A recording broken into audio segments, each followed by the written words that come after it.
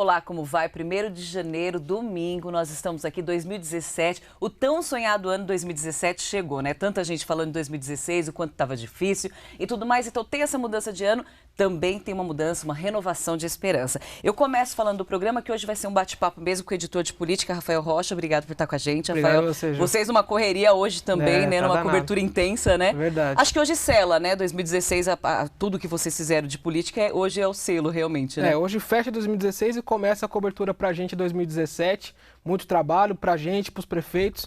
Esperamos contar com vocês aí para esse ano de novo. E com certeza a gente realmente vai cobrar. No entanto, que nós notamos aqui, né, um ar de respiro realmente. Hoje nós temos um comando, tivemos algumas mudanças de comando no Diário do Grande ABC, principalmente na redação. E nós focamos agora, nós temos o diretor de redação Evaldo Novellini, o editor-chefe de redação Wilson Moço. E trouxemos também uma capa um pouco diferenciada este ano, que eu acho que todo mundo na redação gostou bastante, comentou. Eu vou mostrar aqui, mas vocês já devem ter visto tanto nas bancas com os nossos assinantes. Nós trouxemos a história de 7 famílias, de cada cidade da região, contando um pouquinho o que elas esperam, principalmente dos novos prefeitos. Porque quando nós falamos de um novo ano, este é mais especial ainda, porque há troca de prefeito ou também temos um segundo mandato, que nós vamos falar exatamente disso. Mas o principal é saber que nós estamos aqui para cobrar, nós estamos aqui também para falar se for feito. Então, é essa nossa voz que vai ser ouvida, é essa voz que a política vai ser dada também com as 7 cidades, trazendo o melhor para quem? Para a população, que é essa nossa voz aqui do Diário do Grande ABC. Então, nosso bate-papo aqui é para falar para vocês qual é o prefeito que entrou, qual é o prefeito que saiu, e a gente tem os vereadores, presidente da Câmara, porque isso interessa para você, é onde você deve cobrar, é onde você deve ir, que nós vamos fazer parte, né, Rafael? Verdade. Essa é a mensagem que começamos, né? É verdade, a capa ilustra bem o sentimento de esperança para a região, para o Diário e, como eu disse, espero que vocês contem com a gente, ajudem a gente a fazer esse ano também melhor, 2017, e um jornal melhor também, né, João? Com certeza. O papel de jornalismo é esse que nós desempenhamos e ainda mais o Diário do Grande ABC, que nós falamos para 7 cidades e as 7 cidades vão ser ouvidas ainda mais a partir desse ano 2017, renovação. Vamos começar então por Santo André, né? Santo André nós saímos com Carlos Grana e temos Paulo Serra, é isso? Como foi hoje a posse? Posse do prefeito Paulo Serra, do PSDB, vem para o primeiro mandato, falou de dívidas que ele vai ter que lidar na administração. Segundo ele, são 257 milhões de dívidas que ele tem que superar nesse primeiro momento.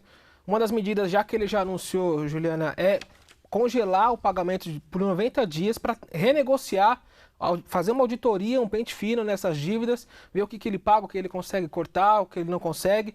Vai reduzir cargos em comissão, aplicou política de austeridade e esse, pelo menos, foi esse primeiro discurso que o Paulo Serra, novo prefeito do PSDB, fez logo depois de tomar posse como prefeito aqui da cidade. E quando já fala de dívida, a gente já pensa, isso pode pesar um pouco no governo, pode pesar um pouco em ações com saúde, educação e tudo mais? Será que esse repasse talvez não saia? Tem alguma coisa relativa a isso? Deve pesar bastante na questão de promessas de campanha que ele fez, né? Vai ter que cuidar. Ele tem falado muito de cuidar da zeladoria da cidade nesse primeiro momento, mas algumas obras que ficaram paradas aí da antiga administração vão precisar ser repensadas, porque obras de muito dinheiro, a prefeitura, segundo o Paulo Serra, não tem tanto recurso assim para investir, e o ideal mesmo é cuidar do dia a dia da cidade, cuidar da educação, cuidar da saúde, mas não com grandes obras, é mais o dia a dia mesmo. Perfeito. E na Câmara dos Vereadores, tivemos alguma novidade? Na Câmara, quem foi eleito o presidente da Câmara foi o Almir Cicotti, do PSB, filho do ex-vice-prefeito José Cicotti, muitos conhecem o Cicotti, Cicotinho, como ele é conhecido Sim. na Câmara, mas ele teve que fazer uma composição com os petistas para conseguir vencer. De última hora, o PT conseguiu articular bem com parte da base do Paulo, com antigos aliados também do ex-prefeito Aidan Ravin, e veio com uma chapa forte. O Cicotti conseguiu fazer uma composição, tanto que o primeiro vice-presidente da Câmara será o Luiz Alberto, do PT, e a primeira secretária, Beth Sirac, mulher do ex-deputado Vanderlei Sirac, também do PT. Ele vai ter que fazer esse diálogo com a oposição, junto com ele na mesa diretora. Pensando exatamente em Santo André, é um marco não ter a base petista à frente de tudo, né, Verdade. Rafael? Isso que a gente estava falando. Como uma matéria de vocês mesmo diz, é a primeira vez que realmente nenhuma prefeitura tem um petista à frente. Então, talvez essa composição realmente seja relevante até pelo mandato deles mesmo, né? Acaba sendo um respiro para a bancada, né? Com certeza. E o Paulo Serra vai precisar lidar com isso. O PT tentando se reorganizar, mas com cargos importantes dentro da Câmara. Vamos ver como é que ele consegue se sair nesse xadrez político, né? Com certeza. Esse xadrez vai dizer muito para Mileide Aguiar dos Santos, que foi a reportagem de Santo André, feita aqui com essa família, que é do Sítio dos Vianas, que vale a pena ler com muito carinho essa reportagem, feita pela Vanessa, porque fala muito sobre este trabalho, realmente, que o prefeito aqui de Santo André, Paulo Serra, do PSDB, vai ter esse trabalho à frente, né, Rafael? Verdade, tem bastante trabalho na periferia de Santo André, no centro também de zeladoria, muitos bairros com problema de buracos. Vamos ver como é que o Paulo Serra se sai nesse primeiro ano de mandato. Com certeza. E agora São Bernardo. Saiu Luiz Marinho, entra Orlando Morando. Isso. Como foi? Também uma solenidade tranquila. O Orlando Morando, deputado estadual do PSDB, assume pela primeira vez a prefeitura, também com muito discurso de austeridade, mas dizendo que vai conseguir cumprir os compromissos de campanha. Ele veio com um discurso bastante ousado de campanha, de contratar 300 médicos, de fazer 10 creches por ano, e vai pegar uma prefeitura que, segundo ele, com um orçamento superestimado.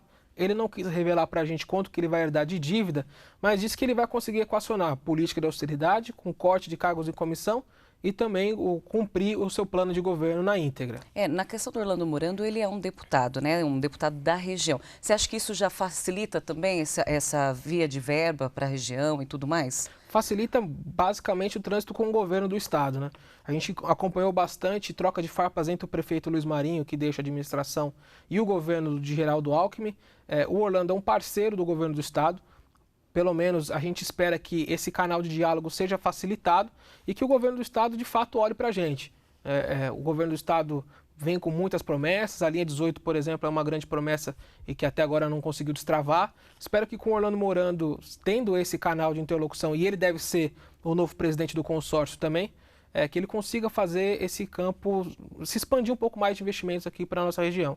Com o governo federal também há um bom trâmite. Ele já teve com o presidente Michel Temer, quando deputado, conversou com ele, tentando destravar também algumas obras.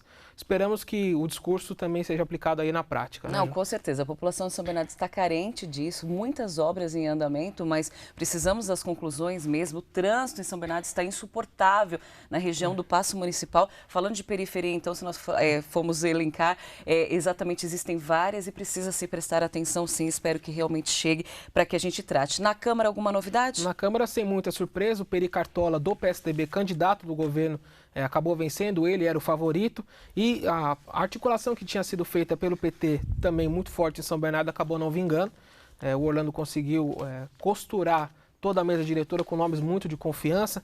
Então o Peri vem como presidente da Câmara, tendo o pastor Zezinho do PSDB como vice, Juarez Tudo Azul também do PSDB como primeiro secretário, e o Ivan Silva, que vem para o primeiro mandato, pelo Solidariedade. Ele é o segundo secretário, ele é do partido do vice, do Marcelo Lima.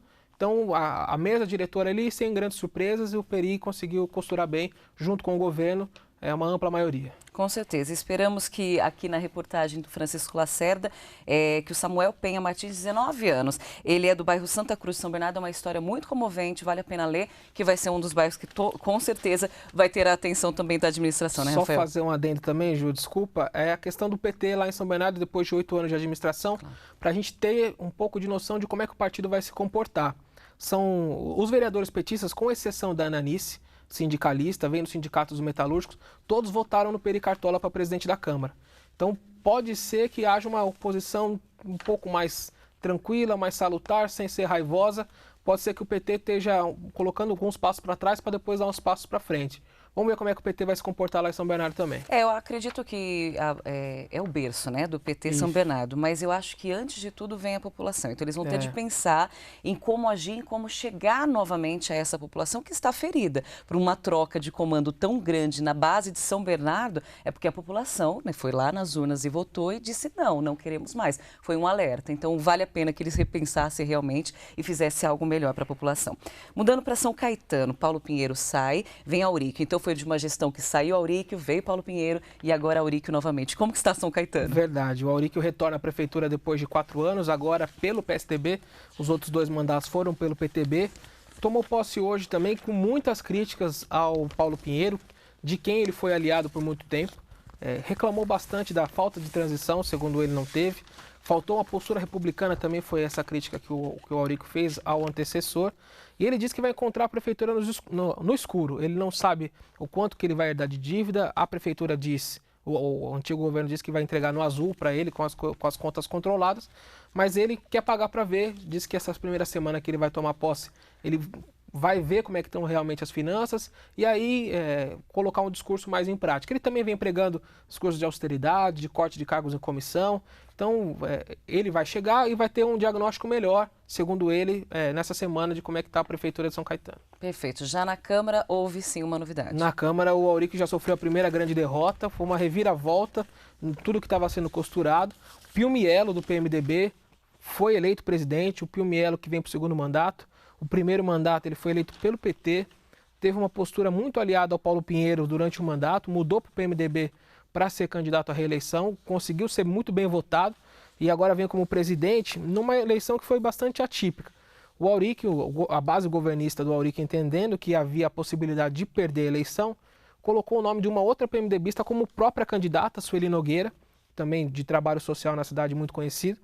E ela, na hora, podendo decidir, estava 9-9, o último voto era dela, ela podendo se eleger, se ela votasse nela mesma, ela seria presidente da Câmara, ela decidiu continuar com o partido, votou no Pio, e aí decidiu a eleição a favor do Pio Mielo e a primeira derrota do Auric. Eu acredito que o Pio tem uma postura bastante republicana, eu acredito que ele não vai criar muitos empecilhos aí para o governo do Auric, mas o fato é que o Auric acabou perdendo essa eleição, esse primeiro grande embate aí com a Câmara, ele sai derrotado. É bom a gente acompanhar, né? São Caetano vai merecer realmente um olho. E claro que a Jandira Prudenciano, ela que mora em Cortiço, em São Caetano, né? Nessa parte do bairro São José, tão prejudicada e tudo mais. Uma reportagem do Felipe Simões também, que vale a leitura. A gente está falando cada ponto das reportagens especiais que foram feitas para hoje, para mostrar que não é só a posse do prefeito hoje. Hoje também é um novo recomeço, né? O começo de várias histórias que nós vamos acompanhar aqui no jornal. Porque é a população que vale a pena, que a gente tem que citar sempre, né? A política unida realmente pelo bem comum, fazendo bem para a população. Diadema, nós mantemos, né, Lauro Michels, e lá nós tivemos uma posse, calma, como foi? Foi agora às 16 horas, né? Um pouquinho mais tarde, a única tarde, foi né? a única tarde no Teatro Clara Nunes, ali na região do centro. Foi tranquilo, o Lauro Michels vem para a reeleição, vencendo no segundo turno o vaguinho do Conselho, ele está no PV. Pregou muito a questão da cautela também com o dinheiro público e disse que o segundo mandato traz muita responsabilidade. Ele está muito feliz com a reeleição, segundo ele, é algo que poucos políticos em Diadema conseguiram como prefeito, e ele conseguiu, ele vem com esse feito, mas disse que esse segundo mandato ele já entendeu o recado da população, ele esperava ser eleito no primeiro turno, teve uma disputa mais acirrada no segundo. Ele disse também que ia trocar bastante o secretariado, o que ele fez foi remodelar, trocar algum secretariado de pasta. Segundo ele, isso já deve dar um efeito bom aí nesse segundo mandato para ele. Vamos esperar para ver como é que vai ser essa segunda gestão do Lauro Michels. Você, como editor de política, Rafael, em Diadema, existem alguns pontos muito prioritários, assim, que que o prefeito da cidade, reeleito, né, agora deveria ter uma atenção bem especial? Há uma cobrança em cima disso? A questão da habitação é bastante crítica em Diadema, né, Ju? Tanto a nossa reportagem aí que você vai falar daqui a pouco, deste 1º de janeiro sobre os problemas da cidade, a questão da habitação é crônica. A Diadema foi crescendo sem organização, com as empresas de São Bernardo, Diadema, na década de 60, 70, a população foi chegando, a cidade desordenada, a população foi se fazendo um território muito pequeno. Então, é um desafio mesmo para o prefeito conseguir organizar tudo isso. Tem muita casa de 2, 3, 4 andares. Poxa. Que o pai acaba construindo para o filho acaba construindo para o neto e fica aquela relação bastante conturbada e conurbada a cidade mesmo, o trânsito acaba sendo bastante caótico. É um grande desafio mesmo para o Lauro. Vamos ver se ele consegue, vai precisar de muita ajuda do governo federal e do governo estadual, porque Diadema também tem a situação de finanças muito complicadas, principalmente com relação ao pagamento com servidores. A folha de salarial é sempre muito estourada, acaba sobrando pouca margem de investimento municipal.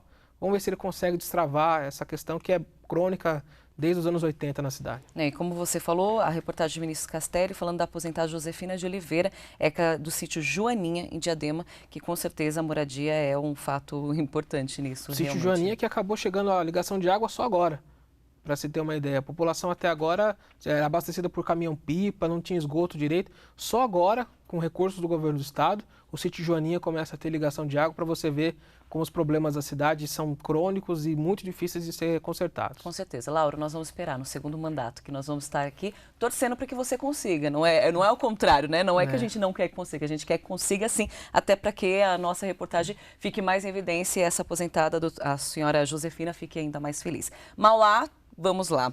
Também temos uma saída de petista e a entrada do Átila Jacomuzzi, então uma mudança totalmente. Então sai Donizete Braga, Átila Jacomuzzi. Como foi hoje a Verdade. posse? Só fazer um adendo, Ju. O Marcos Michels, primo do prefeito, foi eleito presidente da Câmara de Diadema. Agora também, a gente está em cima verdade. da hora. Isso. PSB, ele foi eleito com o patrocínio do governo, tá? Mauá, a relação bastante tumultuada. O Átila foi superintendente da Sama no governo do Donizete. Acabou rompendo, veio como candidato da oposição, venceu a eleição, numa eleição com muita troca de farpas, mas hoje as farpas ficaram meio de lado. O Átila acabou adotando um tom muito mais emotivo na sua posse. O pai dele, o Admir Jacomuzzi, reeleito vereador, lembrou do avô do Átila, o Valdomiro, que o sonho do Valdomiro era ver o Admir Jacomuzzi como prefeito. O Admir concorreu algumas vezes como prefeito, nunca ganhou, e o Admir conseguiu agora fazer o filho prefeito. Então, houve um discurso, o Átila citou o Martin Luther King, ajoelhou. Acabou sendo uma posse bastante mais emotiva do que de críticas, né? E o Átila também falou um pouco do que ele pode fazer para a cidade, também de tentar cortar cargos de comissão, disse que é o povo quem vai governar junto com ele. E foi esse discurso que ele usou bastante durante a campanha. E vale ressaltar a presença do prefeito Donizete Braga, assim como o prefeito Carlos Grana. Quero ressaltar também a postura republicana dos dois petistas. Os demais não apareceram, os que perderam a eleição, ou que indicou, no caso do Marinho também não apareceu nem em São Bernardo. O Donizete esteve lá no gabinete, entregou a bandeira do município de Mauá, fez um breve discurso e depois foi embora, mas mostra uma postura republicana do Donizete em comparecer esse momento da democracia, que é a posse do prefeito eleito. Como você está falando muito bem, né? Um momento de democracia, né? Então, respeito até mesmo com as pessoas, né, presentes e um respeito com o seu mandato. Porque o mandato ele foi bom, só não teve uma vitória nas urnas, né? Assim como toda a democracia. Um vai ganhar e um vai perder. Mas, enfim, né? Assim mesmo. Então, só Carlos Grana e Donizete Braga na posse de hoje. Na posse, transmitiram os cargos para os seus sucessores. Os demais, com exceção do Lauro e do Maranhão, claro, que a gente vai falar daqui a pouco, do Gabriel Maranhão, que foram reeleitos, os demais não apareceram. Perfeito. E na Câmara? Na Câmara também, sem surpresas, o Admir Jacomuzzi, o pai do Átila, foi eleito com esmagadora maioria na Câmara. Ele está no PRP, vem para o 9º mandato de vereador e o 4º como presidente da Câmara. Mostra como ele tem muita influência no meio político em Mauá. Dos 23 vereadores, ele recebeu o voto de 22. Só o petista Marcelo Oliveira, que não quis nem votar contra, ele se absteve, não votou no Admir. O Betinho da Dragões, do PR, vem como vice. E ressaltar a postura do Chiquinho Zaira, que também já foi um homem de muita articulação dentro da política de Mauá. Ele ensaiou uma candidatura de oposição, acabou recuando, voltou a favor do Admir. É um sinal de que o Chiquinho tende a colaborar aí com o governo do Átila. Vamos ver como é que vai ser essa postura, que deve ter mais mesmo o Marcelo Oliveira do PT como oposição dentro do governo. Tendo essa base totalmente favorável ao Átila, os projetos em si é muito mais fácil ser aprovado, é muito mais fácil ter um andamento na cidade também, né, Rafael? Sim, fica mais fácil você conseguir passar os seus projetos na Câmara, mas vale o alerta, né? Você tendo uma base muito grande, os vereadores acabam não alertando sobre os problemas da cidade. A oposição é importante justamente por isso, de você mostrar para o prefeito, olha, prefeito, tal bairro está precisando, está carente, nossa reportagem também vai ajudar, mas o vereador de oposição é essencial nisso também, porque ele está direto com o povo vai procurar ele, vai listar problemas. Se você tem uma base muito inerte com relação a isso, o próprio governo acaba patinando, achando que está bem em algumas áreas e não está. Perfeito. E aí, na hora da eleição, acaba tendo toda essa mudança. Então, já vale até esse seu alerta, realmente, independente de ter uma base positiva, né, uma positividade para o governo do Executivo, é importante que os vereadores se alertem a todas as áreas e faça também uma oposição boa, né? Olha, não é interessante isso, vamos viabilizar isso. Não significa que só assinar vai salvar alguma coisa ou vai resolver, né? Não adianta ser oposição só por oposição e nem situação só por situação. Perfeito. Tanto os vereadores da situação têm que alertar o prefeito, quanto a oposição também tem que colaborar se o projeto for bom. Perfeito. E como nós estamos falando do nome de todos, aqui é Maria Aparecida Cardoso, ela que é do Jardim Zaira, né, que você falou exatamente, de Mauá, que pede muito muito, sempre tem medo quando chove. Aliás, o Paço Municipal esses dias de Mauá sofreu um terrível, né? Eu sei que a chuva, a previsão do tempo assusta qualquer um, né, sempre, mas o Paço sofreu horrível, né? Alagou totalmente. É uma atenção também que vão ter que ter, né? Porque as chuvas não vão parar. E do Jardim Zaira, a gente lembra dos deslizamentos que tiveram no começo da década. A reportagem cita isso também. Então, o Átila tem falado que vai conseguir fazer a regularização fundiária já nesse primeiro ano de governo. Vamos torcer para que ele consiga e vamos cobrar para que ele consiga também. Com certeza. Ribeirão Pires, nós temos Adler Teixeira chegando, Saulo Benevides saindo, e nós temos alguma novidade? Como foi a posse? Foi tranquila? O Kiko fazendo história, né? O Kiko ele acaba sendo só o segundo personagem político do ABC a comandar 2 cidades diferentes. Antes dele, só o Lauro Gomes, isso lá na década de 60 e 70, que foi prefeito de Santo André, mais de São Bernardo, depois de Santo André. O Kiko vem com um desafio enorme pela frente, Ju. A cidade anda com problemas financeiros gravíssimos. O Saulo deixa a administração com problemas com dívida com a Eletropaulo, não conseguindo tirar obras do papel, um problema com funcionalismo, não conseguiu pagar assistência social à Praesp. O pessoal da Praesp, a semana passada, foi na frente da casa dele protestar por falta de pagamento.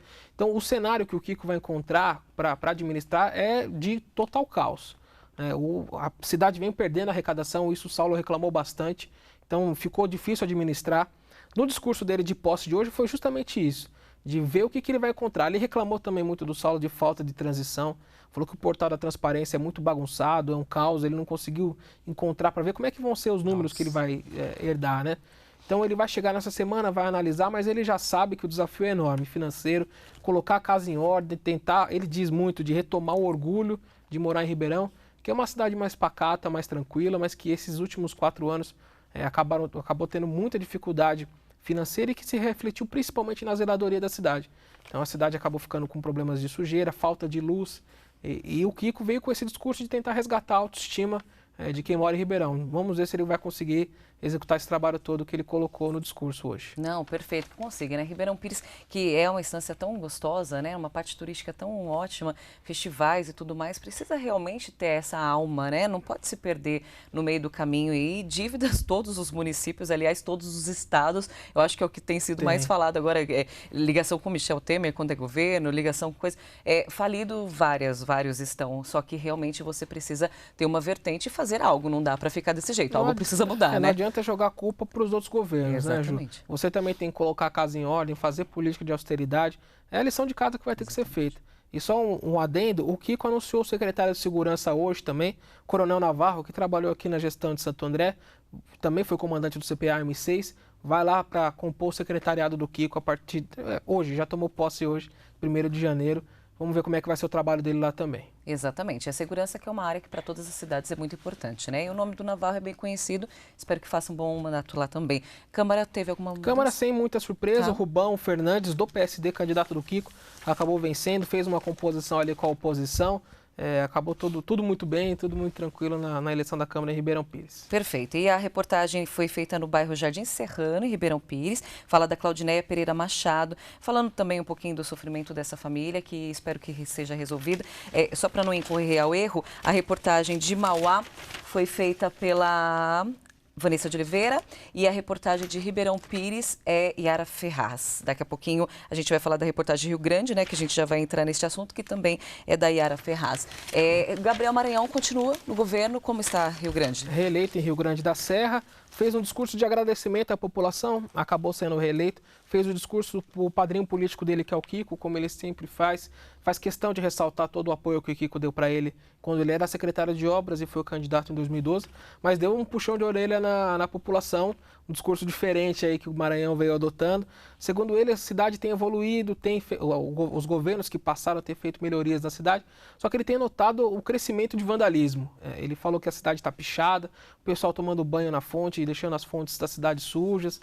Ele deu essa puxada, falou, e é verdade mesmo, a cidade é uma extensão da nossa casa. Claro. Se você não cuida bem da cidade, ela vai estar feia e não adianta o governo, por mais que o governo tente ajudar, invista, gaste dinheiro, a cidade vai estar sempre suja se você não ajudar. Foi esse puxão de orelha aí que o Maranhão deu no primeiro dia dele do segundo mandato. Perfeito. E na Câmara? Na Câmara também, sem muitas surpresas, o João Mineiro, do PSDB, candidato do governo, acabou sendo eleito, relembrou um pouco da polêmica de 2014, quando ele foi candidato e saiu derrotado por uma articulação da parte da base do Maranhão. Hoje ele conseguiu superar essa articulação, venceu o Israel Mendonça, do PTN, que também é da base, e agora vem para esse biênio aí na frente da Câmara de Rio Grande da Serra. Ok, Rafael, nós falamos das 7 cidades aqui, falando exatamente, né, dessa entrada política e tudo mais. A gente tem São Paulo também, João Dória chegando, uma mudança também totalmente estratégica. Acabamos de ouvir também que ele não vai concorrer a um segundo mandato, então ele já vem com outro discurso. Não sei se foi algum político aqui da nossa região falou isso? Ainda não. Vamos ver se eles vão adotar esse discurso daqui para frente, né? Exatamente. Mas o que a gente espera realmente é que seja feita, né, a vontade do povo, que é a voz de Deus. Que também nós compramos o nosso dever, né? Jogar lixo no lixo. A gente não precisa falar isso, né? Todo mundo é bem educado, não é possível que essa seja uma regra, a pessoa deve levar isso para sua casa, né? Uma educação de lar. Mas também vários outros assuntos, por exemplo, o Rio Grande da Serra, nós fizemos uma série de entrevistas com a Coluna Social, até que você acompanhou bastante, Rafael, e com as primeiras damas de cada cidade. Cada uma tem um direcionamento, né? Uma já foi, outra está voltando, estão voltando, outra é a primeira vez e tudo mais. Umas se mantiveram, né? Com o leito. O que a gente mais quer também é que a área social seja envolvente, que tenha os projetos voltados realmente, que tenha uma atenção extrema. A Coluna Social também ela serve para isso, para falar das entidades, para falar das federações que tem aqui e ter essa atenção. Por exemplo, Rio Grande, a questão da maternidade, né? As pessoas cobram tanto de nascer na sua própria cidade. Então a gente tem um longo espaço aí para a gente cobrar. Mas eu quero parabenizar vocês também desse ano 2016, que vocês fizeram a cobertura política, unindo toda a redação, a gente sabe, né, no comando da direção e tudo mais, mas também o trabalho de política que foi muito bem desempenhado. Parabéns, viu, Rafael? Espero que a gente traga novidades aí no ano de 2017 para todo mundo. Verdade, toda a equipe ele trabalhou bastante, arduamente, e vamos continuar trabalhando. Por exemplo, no dia 2, na edição de amanhã, já vamos ter já a cobrança dos prefeitos com relação às histórias que a gente contou hoje no dia 1º. Então você já vai poder acompanhar o que o prefeito está pensando, quais são os projetos, até para ver se vão ser executados esses projetos mesmo. O nosso papel aqui do jornal é fiscalizar, é ajudar, é falar bem de quando tem que falar bem, é apontar as críticas que tem que ser apontadas.